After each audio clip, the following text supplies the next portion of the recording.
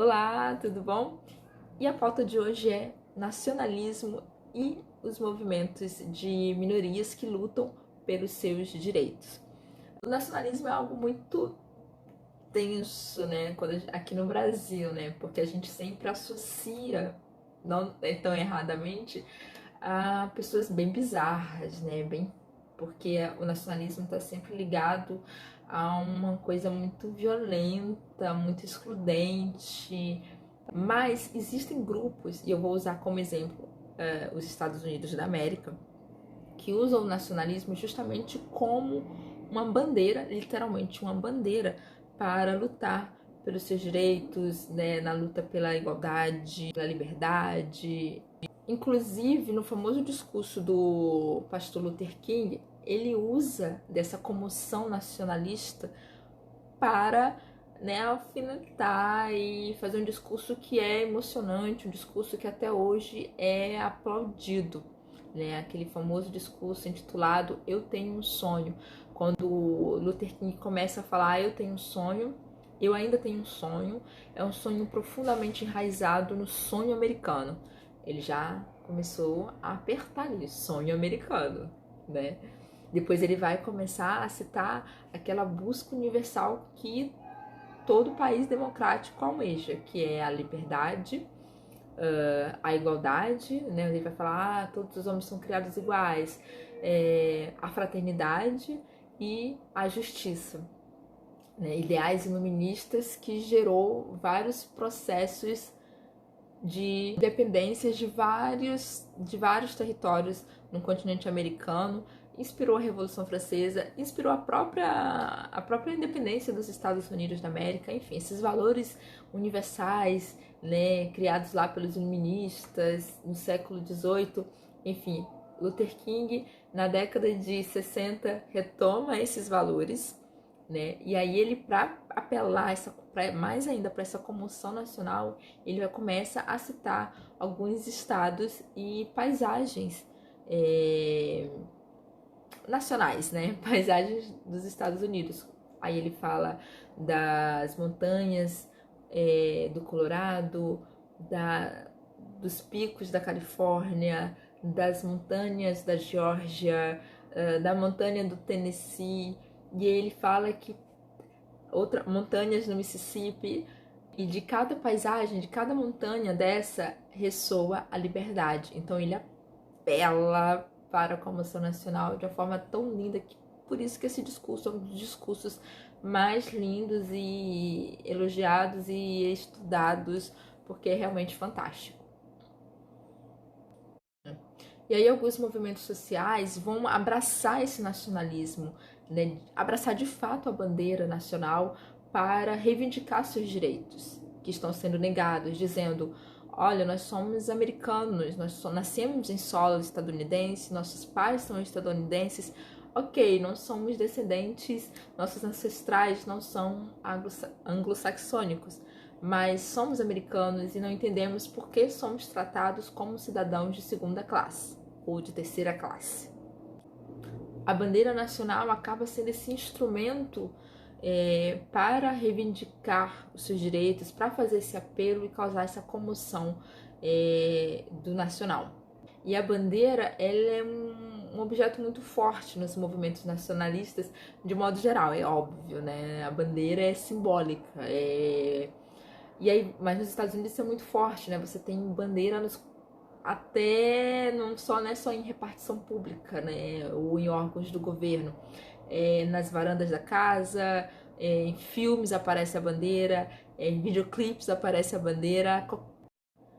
Não é segredo para ninguém que os Estados Unidos ama, adora usar o cinema, de modo geral, a cultura de modo geral, para demonstrar a sua força, o seu poder hegemônico, né? Tem países aí que vão fazer desfile militar, etc. Os Estados Unidos não, eles mandam Mel Gibson, que nem americano é, mas enfim, eles mandam o Capitão América, a turma do Homem-Aranha, Lanterna Verde, e aí ele consegue mostrar sua hegemonia com uma simples diversão, quem diria, né? Algumas vezes esse patriotismo está bem explícito, como nos filmes O Patriota, Fomos Heróis, Lágrimas do Sol, Falcão Negro em Perigo, Códigos de Guerra. Estou citando esses filmes porque eles foram lançados, tirando o Patriota, eles foram lançados em 2002, então é bem o período da Guerra ao Terror, lá depois do 11 de setembro. E são filmes que têm esse apelo, essa comoção nacional, bem explícita, né? Os Estados Unidos criam essa história de heroísmo, onde os Estados Unidos sempre saem como os vencedores. Em Rock 1, isso acontece? Que pergunta, né? Acontece sim, e é de uma forma muito simbólica, já no final do filme, que esse nacionalismo, durante o filme todo, mas é já no final do filme que acontece essa representação bem simbólica. Falando um pouco sobre o filme, a gente tem a representação das minorias nos protagonistas. O Rock, que é um filho descendente de imigrantes italianos.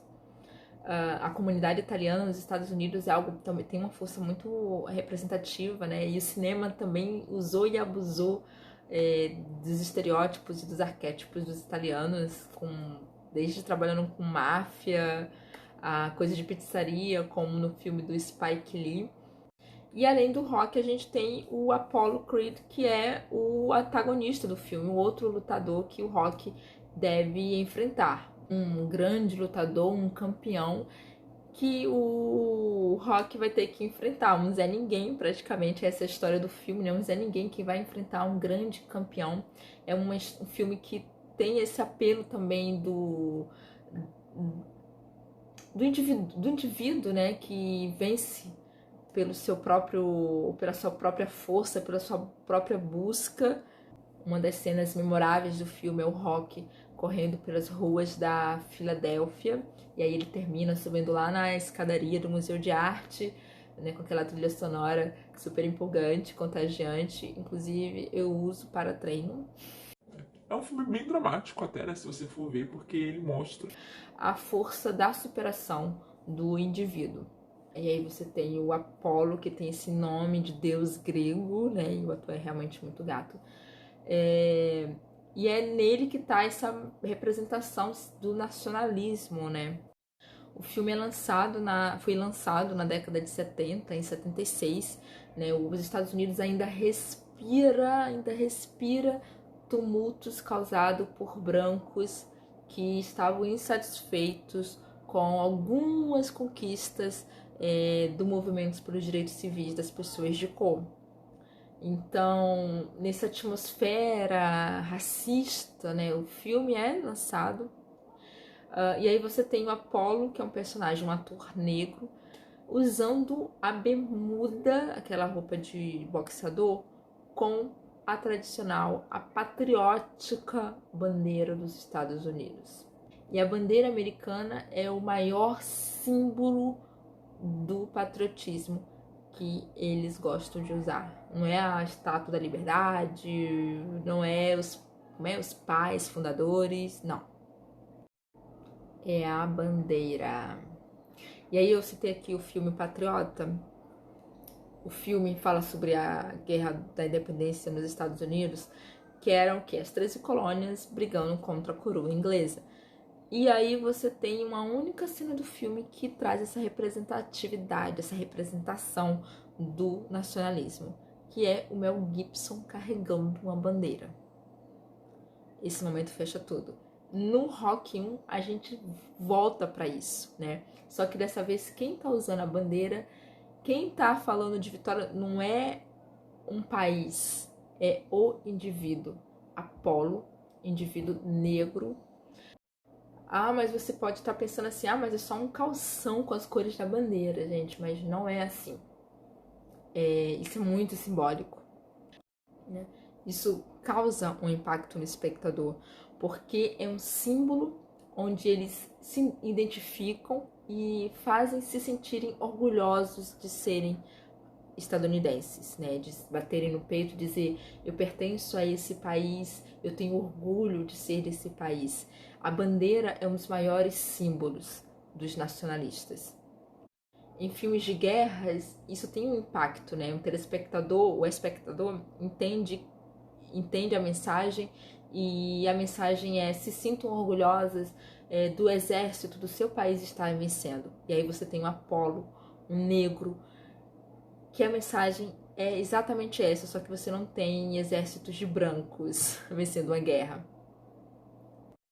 Você tem aí um negro estadunidense usando um dos maiores símbolos patrióticos.